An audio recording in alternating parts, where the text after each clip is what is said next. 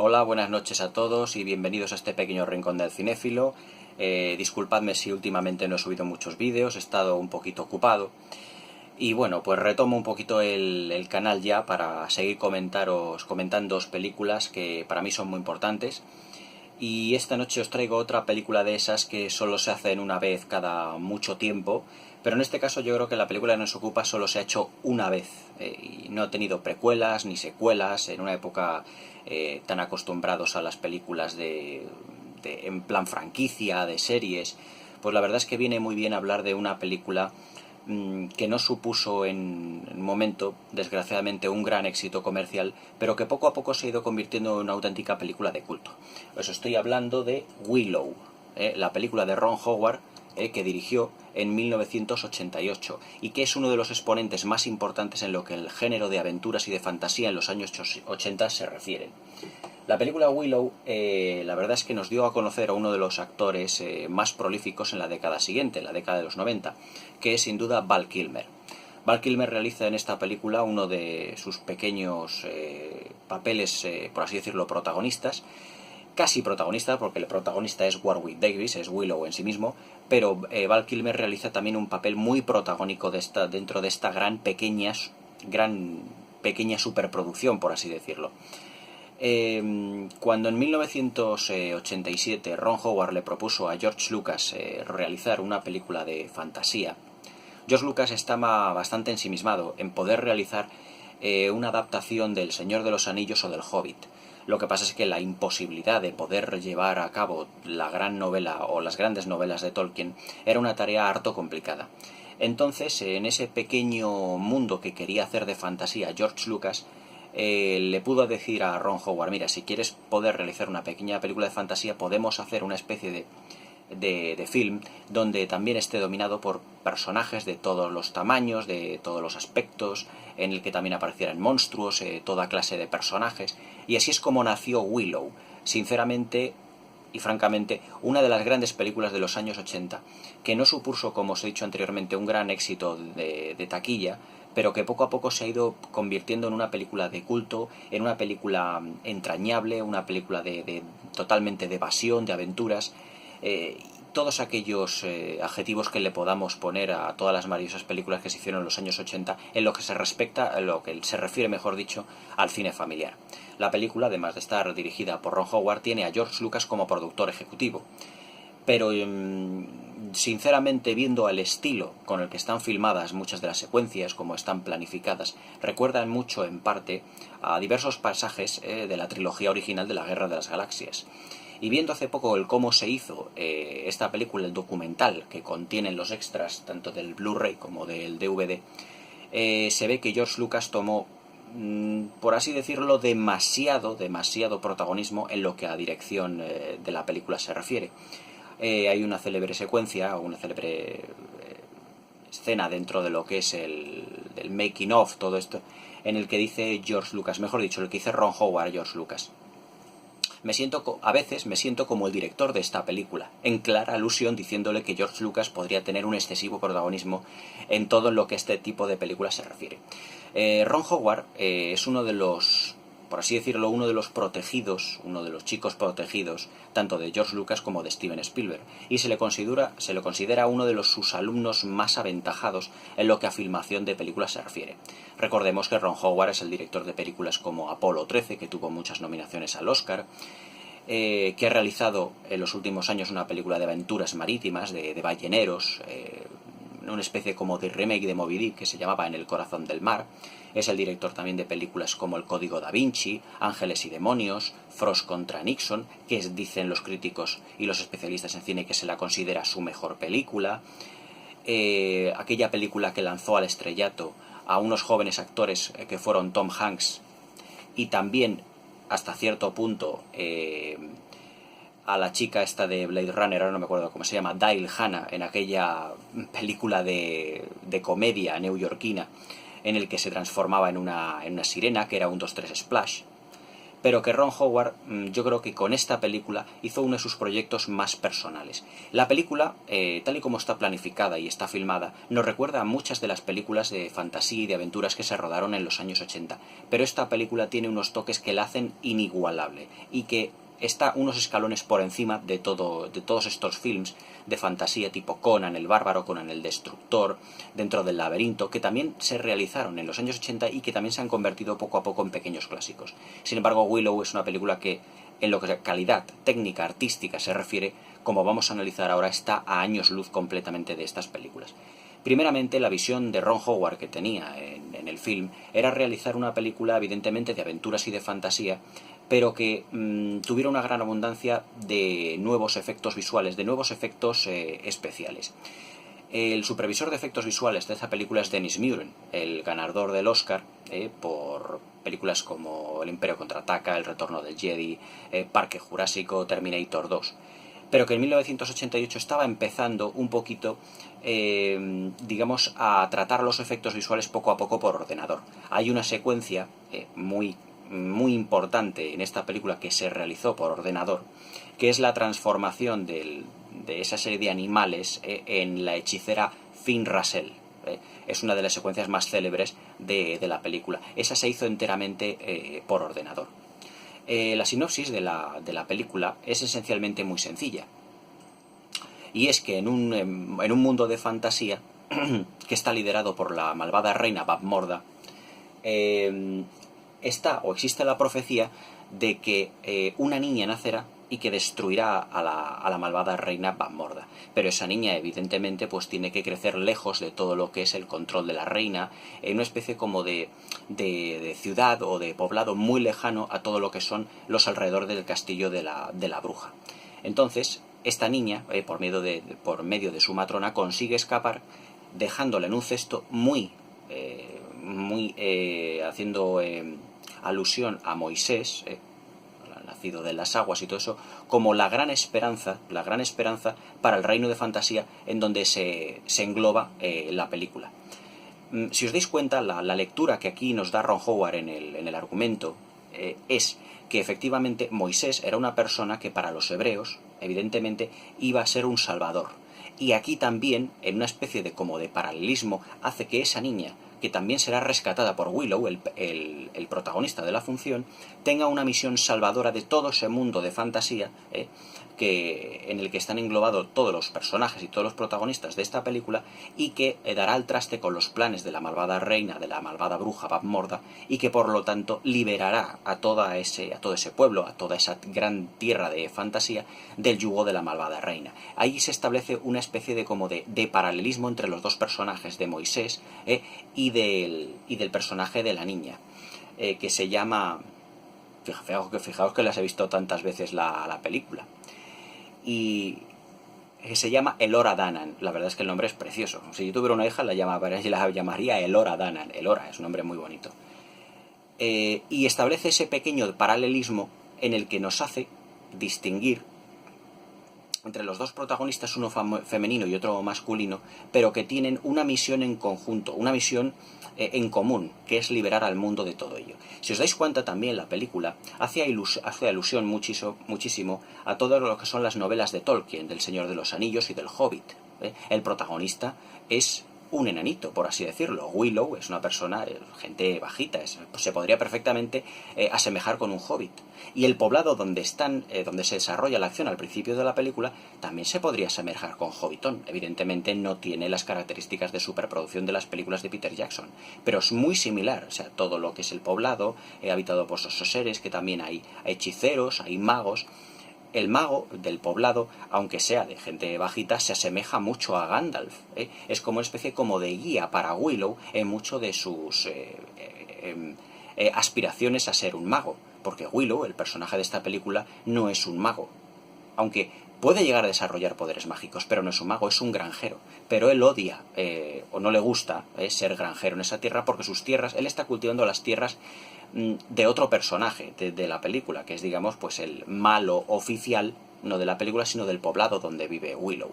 Willow pertenece no a una raza de hobbits, pero digamos que los Nelwyn, o los Pecks, como son llamados despectivamente en la película, pertenecen o podrían ser como primos hermanos de los hobbits, ya que prácticamente conservan unas tradiciones muy similares, unas vestimentas, unas maneras de comportarse, todo muy, muy similar, muy parecido. La fiesta de donde está Willow, en la que él trata de llegar a convertirse en ese aprendiz de brujo, se puede asemejar mucho a todas las fiestas que tienen los hobbits en la comarca, por ejemplo la fiesta del 11º cumpleaños de Bilbo Bolsón. Es decir, todo es muy similar, muy parecido. De ahí que George Lucas y Ron Howard quisieran hacer una adaptación como encubierta o soterrada de las novelas de J.R. Tolkien.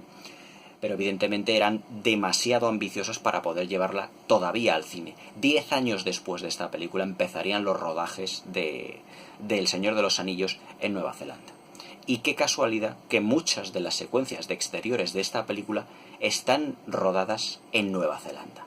Es como si esta película fuera un prólogo o prolegómenos a las películas de la Tierra Media filmadas por Peter Jackson en su tierra, en Nueva Zelanda. Y luego tenemos, como os he dicho antes, de los protagonistas tenemos a Val Kilmer, que yo creo que en esta película realiza el papel de su vida y por el que yo creo que será recordado siempre, que es esa especie de ladrón, de villano, pero de magnífico guerrero que es Matt Mardigan. Es decir, Matt Mardigan representa, por así decirlo, en esta película al Aragorn del Señor de los Anillos. Es decir, esa especie de guerrero que vive en las sombras, que tiene gran conocimiento del terreno, de las montañas, de los bosques, que se lo conoce todo, que sabe desenvolverse en 1001 ambientes distintos, pero que él está viviendo como a la sombra de ese gran guerrero que en realidad es, y que luego al final de la película se da a entender que efectivamente es un magnífico guerrero, como Aragorn lo hizo en las Dos Torres y en El Retorno del Rey. Es decir, Matt Mardigan es una especie también como de primo hermano de Aragorn, un poquito, es decir, más un poquito más relajado, más llevadero, no tiene la solemnidad que tiene Aragorn ni muchísimo menos, porque es más ladrón. Es también un tipo, como así decirlo, de Montaraz. Digamos que Matt Mardigan es una mezcla entre Aragorn y Han Solo. Es decir, si metes una coctelera a Han Solo y a Aragorn y la agitas, sale Matt Mardigan. Es decir, sale Val Kilmer directamente. Y luego, como no, en toda película de aventuras y fantasía tenemos a la princesa, que era Joanna Wanley, que interpreta aquí pues a la hija de la malvada bruja, de la malvada reina del mundo, que es Saoirse. La verdad es que hay una escena en la película en el que Matt Mardigan es un poquito hechizado por una especie de como de polvos mágicos y que hace que Saoirse, la hija que también es una guerrera, deudora también de Arwen en El Señor de los Anillos, pues la va enamorando poco a poco con sus encantos. Pero que digamos que ese enamoramiento estaba en lo cierto, ya que meses después de terminar el rodaje, Joanna Wanley y Val Kilmer se casaron. Y ha sido pareja en Hollywood hasta hace relativamente muy poquitos años que se divorciaron. Es decir, que el polvo de hadas, el polvo de corazones rotos, como se llama en esta película, duró algo más de, por lo menos unos 14 o 15 años. La verdad es que el efecto de los polvos mágicos duró bastante tiempo. El polvo de corazones rotos creo que se llama en esta película. La verdad es que en esta película se recupera uno de los puntos fuertes que tuvieron las películas de aventuras de los años 40 y de los años 50, aquellas rodadas por Michael Curtiz con Errol Flynn, que es la importancia del paisaje. La importancia del paisaje a la vez como un protagonista más, ya que todos los paisajes en los que está filmado Willow, que se rodó en 3 continentes diferentes, se rodó en Escocia, se rodó en Nueva Zelanda, se rodó en muchísimas partes del mundo, tiene un protagonismo fascinante en esta película, ya que vemos multitud de paisajes, nevados, paisajes de bosques muy frondosos, aldeas, paisajes como de islotes, de islas. La verdad es que la variedad de paisajes y la textura con el que están filmados, el protagonismo que tienen los paisajes en esta película es realmente fascinante. Es decir, meterte en esos bosques tan frondosos, que rodea a todo lo que son la aldea donde están todos los Nelwyns, las zonas rocosas donde está el castillo de la reina Magmorda, también las altas cumbres donde están todos los jinetes, todos los ejércitos de la malvada reina, o incluso del reino de Tir Asleen. Si os fijáis, el nombre Tir Asleen se parece a Minas Tirith, es decir, es otro paralelismo con El Señor de los Anillos, que es una gran ciudadela donde los protagonistas, en una de las secuencias del film, que es fantástica, llegan allí porque se supone que hay un gran ejército que puede combatir a la reina Magmorda, pero que al estar allí, al igual que Minas Tirith, esa ciudad está como condenada. En este caso está hechizada en esta película. Es otro paralelismo, pero que, como os iba diciendo, lo que son los decorados, lo que es la importancia del paisaje, la textura de la fotografía, cómo están filmados, cómo están tratados en la planificación, juega un papel fundamental, ya que toda la película prácticamente se desarrolla además de en decorados, una pequeña parte en decorados, pero la mayor parte en exteriores. Por lo tanto, esos exteriores tienen que ser cuidadosamente localizados, filmados, para todas las secuencias, pero que se desarrollen de una manera muy fluida, y que el paisaje aporte también información a todo lo que es el entorno de la película y al desarrollo de la misma. Me explico. Por ejemplo, hay una secuencia fantástica en una persecución en carreta, en el que van Matt Mardigan y Willow con el Oradan, y en el que hay una especie como de camino muy largo a través de un bosque, pero que es un sendero completamente recto que no tiene ninguna curva, y en el que los caballos van tirando constantemente del carro, y es donde se desarrolla toda la acción.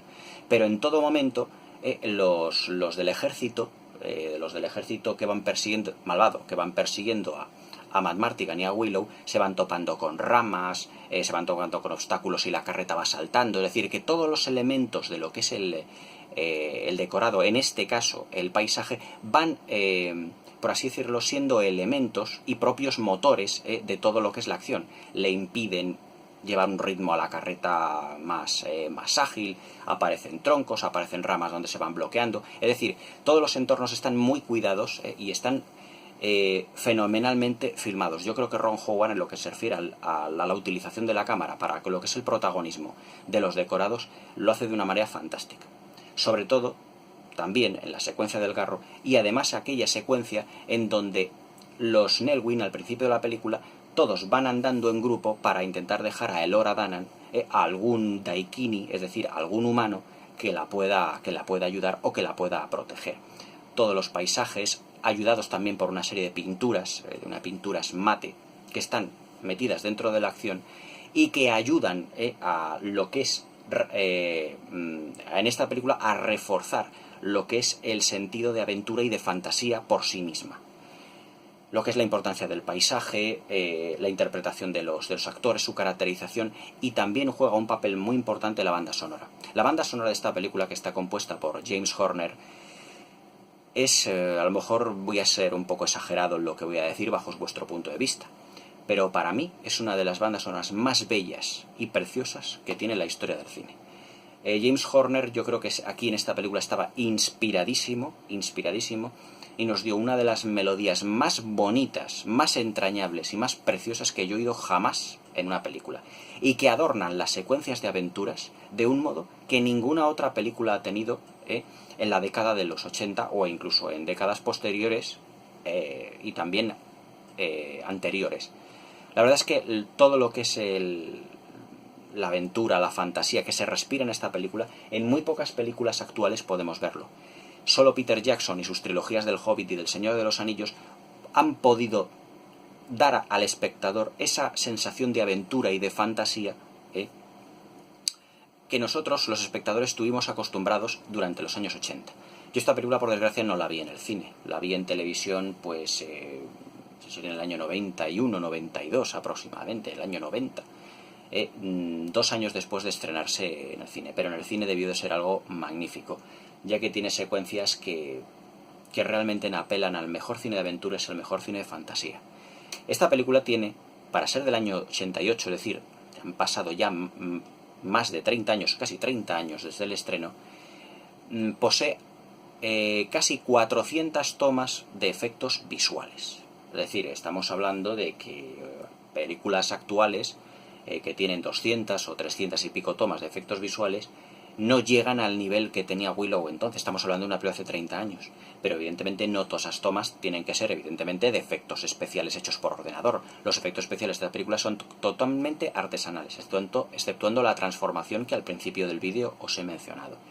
Pero aquí los efectos visuales están para contar, para ayudar a contar una historia de fantasía que se desarrolla en un mundo en el que no se nos especifica si es una Tierra Media o si es o es otra galaxia. No, es, digamos, una película que es completamente atemporal. ¿Pero por qué es atemporal? Porque se desarrolla en una Tierra que no está definida. Es decir, puede ser cualquier edad, cualquier mundo, cualquier planeta y a cualquier época. Mucho de ese estilo que os digo de película temporal lo comparte con otra película cuya crítica ya subí aquí al canal, que es Excalibur de John Boorman. Esta película comparte con Excalibur de John Boorman en desarrollarse en una época y en un tiempo que no están definidos. Entonces, con la crítica de entonces yo os dije que el rey Arturo no era el rey de Inglaterra, no era el rey de una Gran Bretaña, no era el rey, era un rey de un mundo de fantasía. Pues a Willow le pasa lo mismo. La reina Bavmorda es una reina bruja hechicera, de un país, de un mundo, de un planeta, de una época que no están definidos. De ahí, precisamente, que esta película, tanto como Excalibur, sean películas atemporales, que no pase el tiempo por ellas, porque no están definidas en ninguna época. Y eso es precisamente uno de los puntos fuertes que tiene el film. Otro de los puntos clave que tiene es la interpretación de los protagonistas, que al igual en la mayoría de las películas de los 80, eran interpretaciones muy inocentes, muy contenidas, con personajes sencillos, pero que precisamente la grandeza de esos personajes está en su sencillez y en el que son accesibles a cualquier clase de público. Esta película la pueden ver tanto niños, adolescentes, personas de todas las edades. Y ese es otro de los puntos fuertes y de la grandiosidad que tiene este film, que es una película que se puede ver a todas las edades y en cualquier momento, porque nunca pasará de moda. Películas de este estilo nunca pasan de moda. Es decir, lo que no tiene que hacer un director para que su película esté anclada en un determinado punto del tiempo, es decir, se desarrolla en una determinada época, porque esto, porque el otro, no. Es decir, La historia interminable, Excalibur dentro del laberinto, Cristal Oscuro, son películas que son atemporales. ¿Por qué? Porque no está definido la época en las que se desarrollan. Es un mundo de fantasía, y la fantasía se supone que es completamente libre, y que depende de cada uno de nosotros, desde el punto de vista que el espectador le quiera dar, y que por lo tanto no están enclavadas en ninguna época concreta. De ahí su atemporalidad y por lo tanto también su grandiosidad. Como dato curioso os diré que Willow, es decir, el protagonista Warwick Davis, es también el que hizo de Wicket del Ewok Wicket en El retorno del Jedi. Lo que pasa es que en esta película era un adolescente, tendría 16, 17 años, y en El retorno del Jedi pues tendría 11, 12, era un niño. Actualmente Warwick Davis pues es un señor de ya 40 y pico años, ya casado, con familia, etcétera, etcétera, y que sinceramente en algunas entrevistas que le han hecho, él ha expresado el deseo, la idea de poder hacer una segunda parte o poder hacer una saga de películas con este personaje, con Willow, ya que para él, para Warwick Davis, es uno de sus personajes más entrañables que él ha protagonizado jamás. Warwick Davis también le hemos visto en otras películas hechas por George Lucas, le vimos también haciendo cameos en La amenaza fantasma, le hemos visto en muchas películas haciendo de secundario, pero él realmente el protagonista fue aquí, en este film. Otro dato curioso os diré es que hay una serie de novelas que pululan por ahí, que no sé si han estado editadas aquí en España, que narran la vida de Elora Danan cuando, es decir, la niña que lleva a Willow, cuando ya es adulta en el reino en el que está enclavado el mundo de la película de Willow. Y Warwick Davis sí que está muy interesado en volver a hacer del personaje de Willow, y yo creo que la Disney está empezando a hacer eco de todo esto.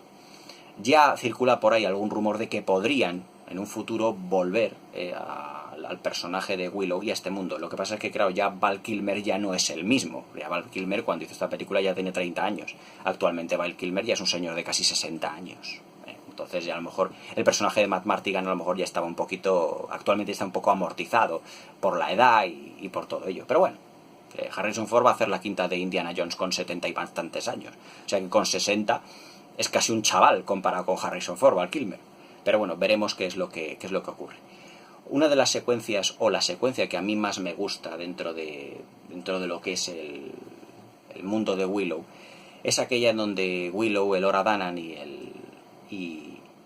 uno de sus compañeros en los que emprende esta aventura, pero que luego termina volviéndose a la aldea de los Nelwyn, es aquella donde Willow tiene el encuentro con esa maravillosa hechicera, que es muy similar también a Galadriel, en lo que se refiere físicamente muy similar a Galadriel, o yo creo que Peter Jackson se inspiró en ella para realizar a Galadriel, que es la hechicera Charlindrea, que es una especie de bruja, en este caso de maga, muy etérea, que parece como un espíritu muy volátil y que ilumina la gran pantalla, que ilumina la pantalla en la secuencia en la que dice que Elora Danan le ha escogido a Willow como su protector. Es una secuencia preciosa, que está iluminada de un modo realmente magnífico, en una época donde no existían los efectos digitales y que la iluminación la tenían que hacer a base de focos, a base de transparencias, a base de pantallas azules o verdes, pero evidentemente nada generado por ordenador. En una secuencia, en un plano precioso donde está rodeada de árboles dándole esa luminosidad, pero que a la vez tiene un fondo en el que está todo el cielo rodeado de estrellas, dándole, por así decirlo, como una imagen mucho más de fantasía, mucho más como de espíritu. La verdad es que a mí me hubiera encantado vivir en un mundo de fantasía como el personaje de Willow, donde esos fenómenos extraordinarios para nosotros son algo normal en todos los personajes y en el devenir de todas sus aventuras. La verdad es que Willow es una de las películas más entrañables que se han realizado jamás. Yo la tengo en mi videoteca, como podéis ver, en Blu-ray y en DVD, las tengo repetidas, y es una de las pocas que tengo tanto en Blu-ray como en DVD. O sea, eso es para mí es un lujo, bueno, se puede decir lujo en el más amplio sentido de la palabra, pero para mí es algo especial tenerla en ambos formatos. Es especial porque es una película que realmente, bueno, primero me la compré fue un regalo, me la compraron en DVD, y luego yo cuando salió en Blu-ray me la compré en Blu-ray, porque es una película muy especial. Es una película que se puede ver desde cualquier punto de vista, es una aventura para toda la familia, es una aventura hecha para que tanto niños, mayores, adultos la puedan ver con agrado. Y sinceramente es una de las películas, como os he dicho anteriormente, atemporales, que siempre estará de moda, nunca pasará de moda. Hoy, convertida en película de culto, yo creo que Willow tiene cada día más adeptos. Es una película maravillosa, es una película sencilla, pero que en su sencillez está su grandeza, en el modo en el que están filmados los actores, en cómo está realizada técnicamente para la época, en el protagonismo de los decorados, en el protagonismo de los paisajes, de los valles, de las aldeas, de los personajes, son todos ellos unos personajes que se guían por códigos de honor, personajes que se guían por instintos propios, pero que siempre todos intentan ayudarse los unos a los otros. Es una película de buenas intenciones, es una película para toda la familia, realizada en los años 80, una época que para mí fue la época de oro del cine familiar, es decir, en el que se hacían películas donde toda la familia podía ir a disfrutar esta maravilla. Películas que se realizan en los años 80 como Excalibur, como Willow, como Dentro del laberinto, Cristal oscuro, La historia interminable. Todas ellas tenían un halo de magia especial que hoy en día el día del cine de Hollywood, nos lo da con cuentagotas. Solo la trilogía del Señor de los Anillos y la trilogía del Hobbit se supone, o mejor dicho, para mi gusto, están a la altura de estas maravillas cinematográficas que se nos dieron y que se nos regalaron hace 30 años. Y que, por una serie de cuestiones, no sé por qué Hollywood no quiere hacer más películas de fantasía, porque yo creo que esos mundos donde uno puede evadirse y donde puede ser más feliz, son películas que son taquillazos en sí mismas. Estrenar una película de este calibre supone un ingreso en taquilla pues completamente ya fijo y seguro, si se realiza con gusto, si se realiza con el corazón y se hace bien. George Lucas y Ron Howard realizaron hace 30 años una maravilla del cine de fantasía y aventuras que fue Willow, que pasará a la historia del cine como ya una película de culto, como lo que mereces, por la sencillez de sus personajes, la propuesta de su historia, que es universal, la temporalidad de su historia, de lo que cuenta, las buenas intenciones, los códigos de Noir, la banda sonora, la ambientación, los castillos, las persecuciones, los buenos buenísimos y los malos malísimos, las criaturas. Willow es un mundo de fantasía a nuestro alcance. Disfrutémoslo porque realmente la película se lo merece. Os recomiendo fehacientemente Willow, es un clásico ya del cine, ya no solo de los 80, sino un clásico del cine en general. Y espero que la disfrutéis con agrado. Dejadme, si queréis, el comentario que queráis en la caja de comentarios, suscribiros, porque voy a seguir haciendo revisiones y críticas de estas películas, de esta clase de películas, que es una maravilla, además de otras muchas de la historia del cine. Así que, ved esta película, Miserables Pecs. Buenas noches.